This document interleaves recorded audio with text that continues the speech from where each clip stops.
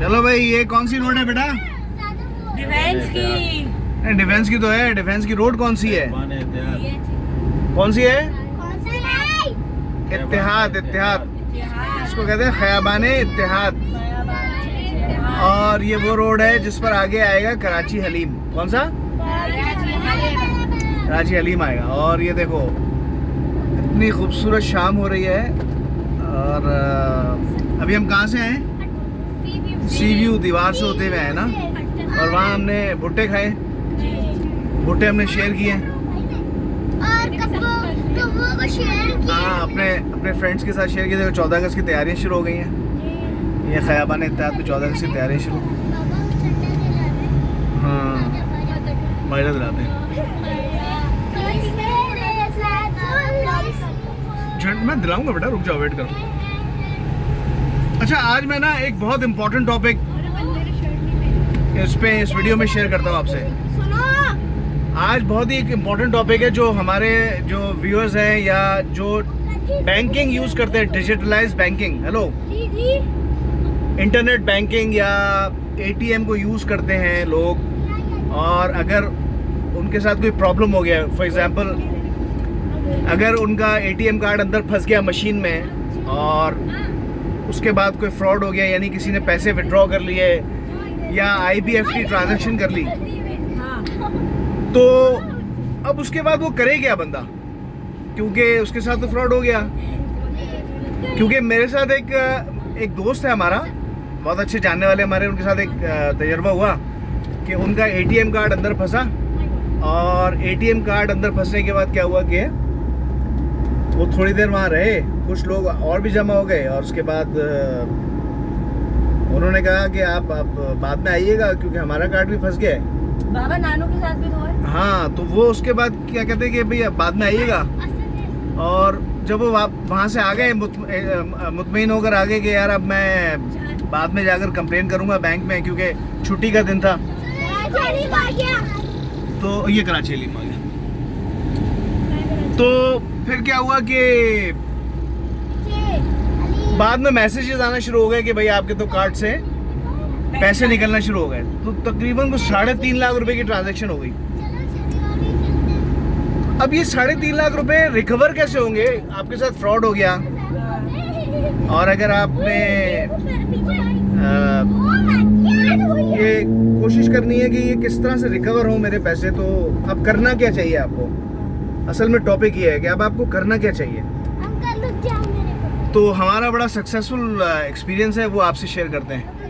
ये सिग्नल जरा सा खुल जाए उसके बाद दोबारा से। अच्छा, तो मैं क्या कह रहा था, अगर आपके साथ कोई फ्रॉड हो जाए एटीएम से या जो भी इंटरनेट बैंकिंग, अगर आपके साथ कोई अल्लाह ना करे वाक़या हो जाए, अगर ना भी हो तो आपको एक नॉलेज होनी चाहिए कि अब आपको करना क्या है। तो जब वो मैसेजेस आना शुरू हुए कि पैसा निकल गया आपका, तो इन्होंने क्या किया कि अपने बैंक में जाकर बताया, बैंक में जाके कंप्लेन करी। सैटरडे का दिन था, सैटरडे के बाद संडे फिर छुट्टी है, मंडे को चलेगा ही है।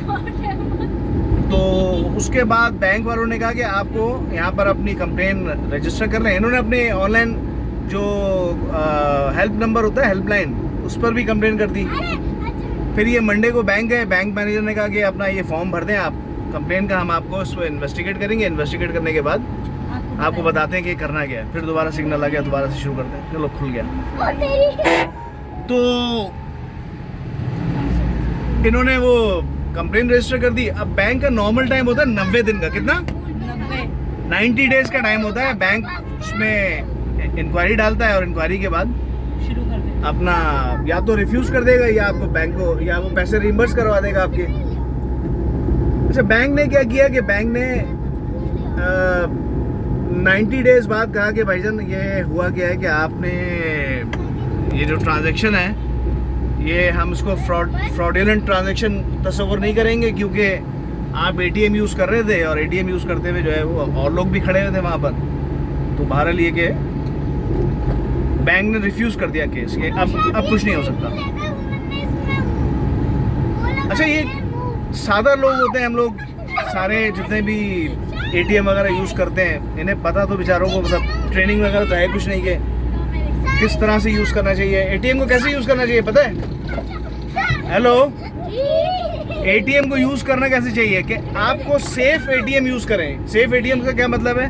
किसी मॉल के अंदर कोई एटीएम हो, और दूसरा ये कि अगर कोई बंदा ऑलरेडी मौजूद है वहाँ पर एटीएम रूम में, तो एटीएम उस वक्त यूज़ नहीं करेंगे आप।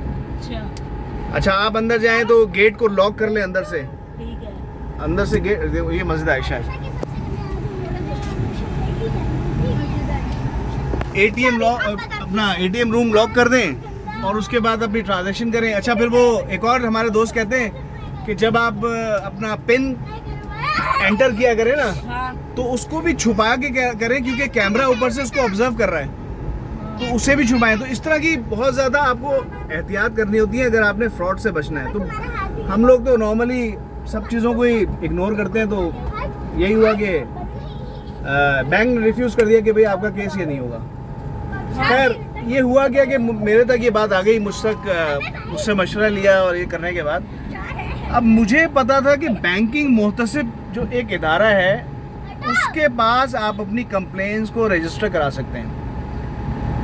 तो मैंने बैंकिंग मोहतसिब के पास जो है, बैंकिंग मोहतसिब का जो दफ्तर है वो है शाहीन कॉम्प्लेक्स पर। ये आई.आई. चुंदरी का जहाँ से स्टार्ट होता है ना, आई.आई. चुंदरी का स्टार्ट होता है, वहाँ पर है 5वें फ्लोर पर बैंकिंग मोहतसिब। अच्छा, बैंकिंग मोहतसिब में करना क्या होता है कि आपको उसका एक प्रिस्क्राइब कंप्लेन फॉर्म है वो भरना होगा। उसके साथ आपने वो सारी चीज़ें लगानी होंगी जो आपने बैंक के साथ करस्पॉन्ड किया है। यानी कि बैंक के साथ अगर आपने कोई करस्पॉन्डेंस की है, शिकायत की है बैंक को, वो जो 90 दिन में आपकी करस्पॉन्डेंस रही है वो सब अटैच करें प्रॉपर। तो ये पूरा केस बना के आप बैंकिंग मोहतसिब के पास रजिस्टर कराएंगे और अपना पूरा बताएं कि मेरा अकाउंट कितने अरसे से यहाँ पर है, मैं कौन सी जॉब करता हूँ, मेरी पे स्लिप, अगर मेरी कोई आमदनी है उसकी वो क्या मेरे जो आमदनी है उसकी क्या लिमिट्स हैं और कितना अमाउंट ड्रॉ हो गया है। तो ये सब आपको ना बड़ा अच्छा केस बना के प्रेजेंट करना होगा। तो हमने भी ये किया अल्हम्दुलिल्लाह, और हमारा जो 3.5 लाख का अमाउंट था वो टाइम तो लगा, 2.5 साल लगे, रिकवर हो गया, मगर वो अल्हम्दुलिल्लाह रिकवर हो गया। 2.5 साल बाद रिकवर हो, वो तो ठीक है, टाइम तो लगता है, मगर आपको फॉलो करना होगा। आपको बड़ा परसिस्टेंट होकर चक्कर लगाने होंगे, और चक्कर लगाने के बाद आप कुछ ना कुछ रिजल्ट आपको मिल जाएगा।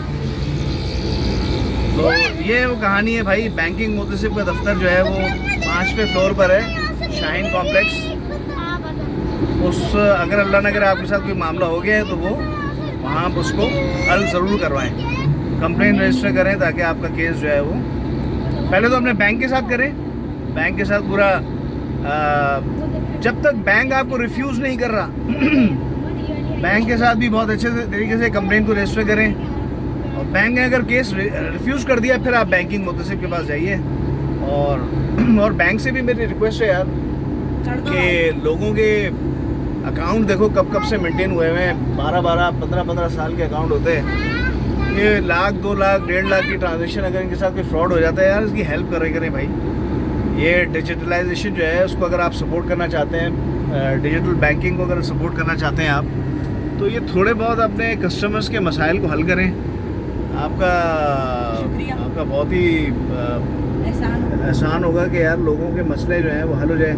हर बंदा तो फॉलो नहीं कर सकता, हर बंदा भाग दौड़ नहीं कर सकता, तो ये उनकी आसानी भी हो जाएगी। और ऑफ कोर्स आप जज करें कि केस वाकई फ्रॉड का केस है या कोई आपके साथ फ्रॉड कर रहा है।